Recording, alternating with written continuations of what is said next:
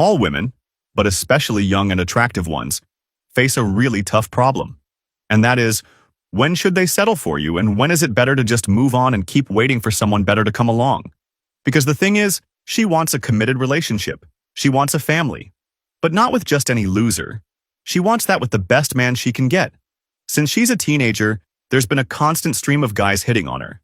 And if she's pretty, even more guys approach her. If she works out and takes care of her body, even more and better guys approach her. If she's fun and well-educated, even better candidates show up. Guys come around if they feel like they're in her league. If you see a woman and you're more than 2 points below her, you won't even go near.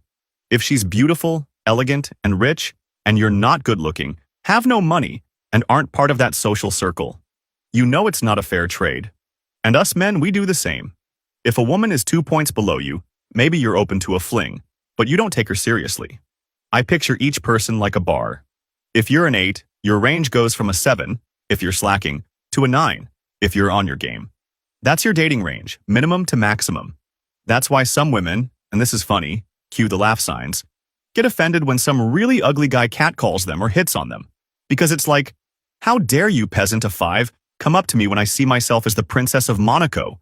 It feels like an insult to their self-image. And that's another problem. We all have a distorted image of ourselves.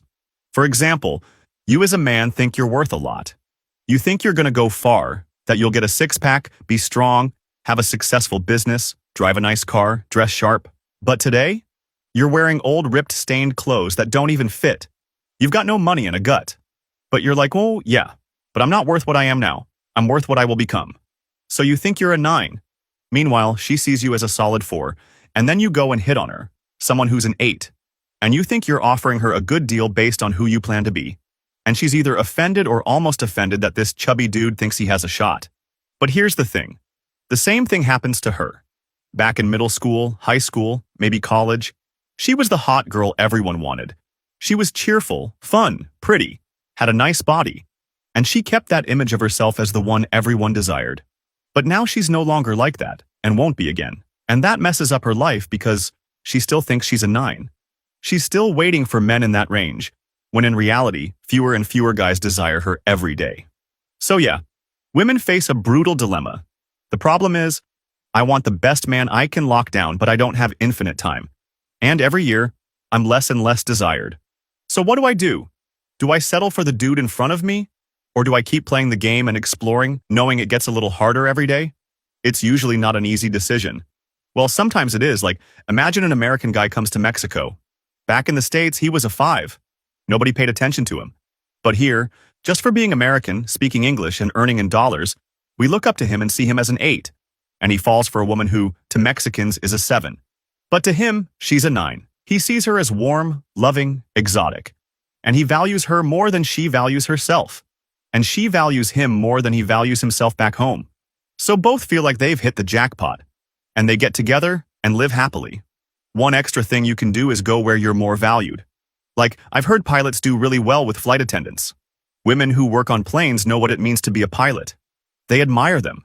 So pilots do much better with them than with other women. Same goes for film and theater directors with actresses. Or Americans and Europeans in Latin America. And Latin American women in Europe. Personally, I value creative and passionate people. So a woman who plays an instrument or paints or dances, I might see her as a 9, even if others see her as an 8. So another thing you can do, without changing anything, is go where what you already are is appreciated. Now, by far, the thing that boosts your value the most in the dating market is being healthy and attractive. If you're a woman, doing something you're passionate about. If you're a man, being able to make money. And the only reliable way to get those things is to focus on your habits.